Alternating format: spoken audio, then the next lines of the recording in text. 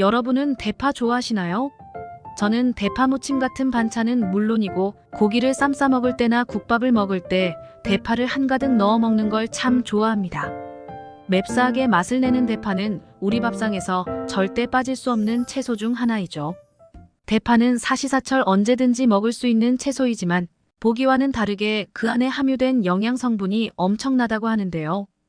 대파를 씹었을 때 느껴지는 매운 향은 바로 알리신이라는 성분 때문인데, 이 알리신 성분은 비타민 B1과 만나면 알리티아민이라는 성분으로 전환되면서 흡수율이 많게는 20배까지 높아져 신진대사와 피로회복, 자양강장에 큰 도움을 줍니다. 파의 흰줄기부터 뿌리까지 한의학에서는 총백이라 부르며 오래전부터 약재로 활용될 만큼 그 효능이 뛰어나다고 하는데요. 무엇보다 대파 흰줄기 속에는 사과보다 무려 5배 많은 비타민C를 지니고 있으며 강력한 항염작용을 하는 플라보노이드 성분도 풍부하게 함유되어 있습니다. 특히 대파 한 개에 함유된 플라보노이드의 양을 환산하면 세계 10대 슈퍼푸드로 손꼽히는 토마토 20개와 맞먹는 양이라고 하니 그야말로 천연 항생제가 따로 없는데요. 게다가 대파의 초록색 부분에는 각종 비타민과 함께 칼슘, 인, 철 등의 무기질이 풍부하고 대파의 흰 뿌리 부분에는 가열해도 영양소가 파괴되지 않는 폴리페놀이 풍부하다고 하니 정말 잎부터 뿌리까지 버릴 것 하나 없는 귀중한 음식입니다. 하지만 이렇게 보약보다 좋은 대파에도 같이 먹으면 건강을 해치는 음식들이 있다는 사실 알고 계셨나요? 안녕하세요. 언제나 당신 편입니다. 오늘은 많은 사람들이 즐겨 먹는 대파와 함께 먹으면 독이 되는 음식, 그리고 보약이 되는 음식에 대해 알아보겠습니다. 파가 독이 되는 경우, 첫 번째는 바로 미역과 함께 먹는 것입니다. 다양한 요리에 곁들여지는 파는 신선한 맛과 향을 더해 음식의 완성도를 높여주는 고마운 채소이죠. 그러나 파가 미역과 만나게 되면 서로의 장점을 망가뜨리는 최악의 조합이 된다고 하는데요. 미역에는 식이섬유, 미네랄, 단백질 등 다양한 영양소가 들어있지만 그 중에서도 특히 칼슘이 풍부하게 함유된 음식입니다. 말린 미역 100g에는 칼슘이 무려 950mg이나 들어있는데, 이는 칼슘의 왕이라 불리는 우유의 9배에 달할 정도로 풍부하게 함유되어 있어서 노년에 부족한 칼슘을 채워주고 나이가 들면 발생하기 쉬운 골다공증이나 골감소증 등을 예방해주는 최고의 식품입니다. 그런데 이렇게 칼슘이 풍부한 미역을 파와 함께 먹게 되면 미역 속에 함유된 칼슘이 파의 유황과인을 중화하는데 모두 허비됩니다. 이는 즉 파가 미역의 칼슘이 몸에 흡수되는 걸 방해한다는 것을 의미합니다. 게다가 미역의 미끄덩거리는 성분이 바로 미역의 수용성 섬유질인 알긴산이라는 성분인데요. 이 성분은 체내에 쌓여있는 노폐물과 중금속, 독소 등과 함께 혈액 속 콜레스테롤, 중성 지방을 마치 스펀지가 물을 빨아들이듯 흡수해서 몸 밖으로 배출하는 능력이 있기 때문에 혈액을 깨끗하게 만들어 혈관 질환이 발생하는 것을 예방하는 데 큰 도움을 주는 좋은 성분이지만 미끈거리는 특성 때문에 파와 함께 먹었을 때는 식감이 그다지 어울리지 않는다는 단점이 있습니다. 이 두 음식은 따로 먹었을 땐 최고의 식품이 되지만 함께 먹으면 맛도 영양도 모두 효율 떨어지는 서로 최악의 궁합이 되기 때문에 되도록 따로 섭취하는 것이 좋겠습니다. 파가 독이 되는 경우, 두 번째는 파에 뿌려지는 농약입니다. 시중에 유통되는 대파는 농약 안전 사용 기준에 의해 관리되고 있다지만 아무리 적은 양의 잔류 농약이라도 소비자 입장에서는 찝찝한 마음을 떨쳐내기 어려운데요. 극소량의 잔류 농약이라도 장기간 지속적으로 섭취할 경우 우리 몸에 심각한 부작용이 나타날 수 있는데, 실제로 하버드 대학에서 진행된 연구에 따르면 불임 치료를 받고 있는 여성 325명의 데이터를 조사했더니 딸기나 시금치, 고추, 포도와 같이 잔류 농약이 많이 함유된 과일과 채소를 섭취하면 여성의 임신이나 출산 가능성이 18%에서 26%까지 감소하는 것으로 나타났으며, 남성의 경우도 정자의 품질이 저하되는 등 생식 기능에 악영향을 끼치는 것으로 나타났습니다. 실제로 식품의약품안전처에서 농산물 직매장 67곳을 대상으로 조사를 했더니 대파, 복숭아, 얼갈이, 배추, 쪽파 등 네 품목에서 잔류 농약이 초과된 것을 발견했으며, 발견된 농산물에서 허용 기준치보다 무려 2.4배에서 22배 높은 살충제 성분의 잔류 농약이 검출되기도 했습니다. 이처럼 아무리 농산물을 철저히 관리한다 하더라도 최종적으로 내가 먹게 될 음식에는 얼마나 많은 잔류 농약이 존재할지 모르기 때문에 꼼꼼히 세척해서 먹는 것이 중요한데, 흔히 대파를 세척할 때 보통은 파의 밑부분에 농약이 많다고 생각해서 밑부분을 제거하는 경우가 많습니다. 사실 대파는 뿌리보다 잎에 농약이 잔류할 확률이 높다고 합니다.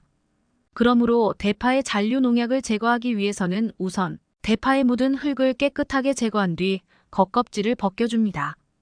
일단 겉껍질을 벗기는 것만으로도 상당량의 잔류 농약을 제거할 수 있는데요. 다음으로 물에 대파를 5분간 담근 뒤에 흐르는 물에 씻어주시면 농약 제거율을 훨씬 더 높일 수 있습니다. 여기서 조금 더 깨끗하게 세척하고 싶으신 분들은 식초나 베이킹소다를 물에 희석해서 세척하는 것도 좋은 방법이 됩니다. 사실 마냥 신선할 것만 같은 채소류가 식중독을 일으키는 주된 원인이 되기도 하는데, 식품의약품안전처에 따르면 과거 2012년에서 2016년 당시 5년간 식중독을 일으킨 식품 1위가 채소류인 것으로 나타나기도 했습니다. 채소류가 식중독을 일으키는 원인은 분변이나 축산 폐수 등 오염된 지하수 또는 하천수를 이용해 채소를 재배하면서 식중독균에 오염된 채 유통되거나 각종 균에 오염된 상추나 부추, 오이 등의 채소들을 제대로 세척을 하지 않고 섭취한 것이 원인이 되기도 했습니다. 따라서 아무리 신선한 채소라 하더라도 반드시 깨끗하게 세척해서 섭취하는 것이 안전하겠습니다. 파가 독이 되는 경우, 세 번째는 수술을 앞두고 있는 분들입니다. 조만간 임플란트나 발치, 치질 환자 등 수술을 앞두고 있거나 수술을 한 지 얼마 되지 않은 분들은 대파를 섭취하는 것은 되도록 피하는 것이 좋은데요. 대파나 쪽파, 마늘, 양파와 같은 파 속 식물에 함유된 황화합물은 혈소판의 응집을 억제하여 혈전 생성을 막아 협심증, 심근경색, 뇌경색 등을 예방하는 데 탁월하지만 반대로 혈소판 기능을 억제해 혈액응고 과정을 지연시켜 수술 중 출혈을 유발하거나 지혈을 힘들게 하는 경우가 발생할 수 있습니다. 어느 모 병원 안과팀의 보고에 따르면 6개월 이상 양파즙을 복용하던 50대 환자가 쌍꺼풀 수술을 하는 도중 지혈되지 않는 지속적인 출혈과 부종이 발생했고, 이로 인해 평균 수술 시간의 2배가 소요되기도 했으며, 또 다른 60대 환자 역시 6개월 이상 양파즙을 복용한 상태에서 녹내장 수술을 받던 중 지혈되지 않는 출혈이 발생해 수술 일주일 뒤에도 광범위한 결막하 출혈을 겪는 사례가 있었다고 합니다. 국제마취학회에서 발표한 한 사례에도 매일 마늘 12g, 약 4쪽을 먹은 환자의 척추를 수술하던 중 과다 출혈이 발생했다는 보고가 있으며, 마늘 성분이 든 식이보충제를 복용한 환자의 수술 부위 주변으로 진물과 멍이 번진 사례도 있다고 합니다. 이 때문에 전문가들은 적어도 수술 일주일 전부터는 파속식물 섭취를 중단하길 권장하고 있는데요. 대파나 양파, 마늘 등의 파속식물을 꾸준히 챙겨 드시는 분들은 이 점 잘 참고하셨으면 좋겠습니다. 그렇다면 이와 반대로 대파를 건강하게 섭취하는 방법들은 어떤 것이 있을까요? 대파를 건강하게 섭취하는 방법. 첫 번째는 구워서 먹는 것입니다. 흔히 대파하며 그냥 생으로 섭취하거나 국에 넣거나 또는 조림이나 무침에 약간 곁들이는 정도로 많이들 드시지만, 대파에 열을 가해서 구워 드시면 맛도 좋으면서 대파의 효능을 크게 높일 수 있는데요. 농촌진흥청에 따르면 대파를 60도 이상의 열에서 가열하거나 조리하면 알리신 성분이 분해되면서 아조엔이라는 성분이 생성된다고 합니다. 이 아조엔 성분은 몸속 노폐물을 배출하고 독소를 제거해 혈관 건강을 개선함과 동시에 비만 등 대사 질환을 막는 데 탁월한 효능을 발휘하는데, 이 과정에서 단순히 체중 감량의 효과가 아닌 몸의 나쁜 내장 지방 자체를 줄이는 데 긍정적인 효과를 발휘하기 때문에 건강을 위해 다이어트하는 분들에게도 큰 도움이 됩니다. 구운 대파를 그냥 드셔도 좋지만 여기에 식초와 간장에 절이게 되면 그 효과를 더욱 높일 수 있는데요. 식초의 주요 성분인 아세트산은 내장 지방이 축적되는 것을 억제하고 인슐린 저항성을 낮춰 혈당을 조절하며 혈압 콜레스테롤을 개선하고 피로를 해소하는 등의 다양한 효능을 발휘합니다. 대파를 건강하게 섭취하는 방법. 두 번째는 생강과 함께 먹는 것입니다.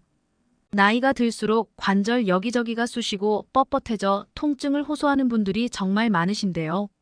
무릎 관절 속 수분, 즉 활액이 점차 소실되며 관절 내 공간이 좁아지고, 이로 인해 연골이 더 잦은 마찰 손상을 입게 되어 염증을 동반한 통증을 유발하게 됩니다. 이때는 대파와 생강을 함께 넣어 끓인 대파 생강차를 추천드리는데요.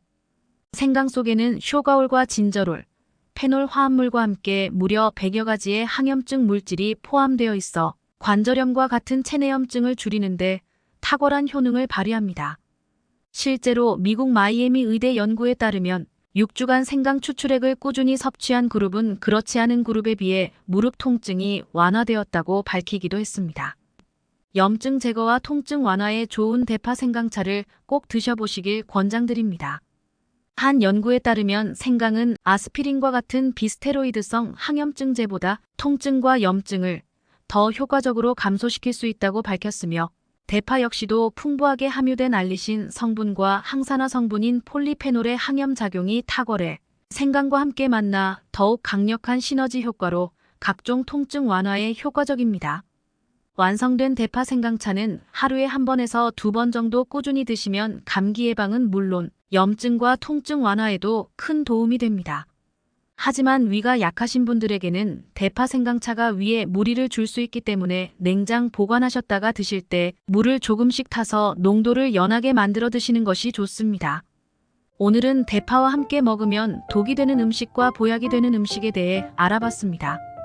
정보가 도움되셨다면 주변의 소중한 분들에게 영상을 공유해주세요. 구독과 좋아요도 부탁드릴게요. 구독과 좋아요는 언제나 당신 편에게 큰 힘이 됩니다. 다음에 더 유익한 영상으로 찾아오겠습니다. 건강하고 행복하세요.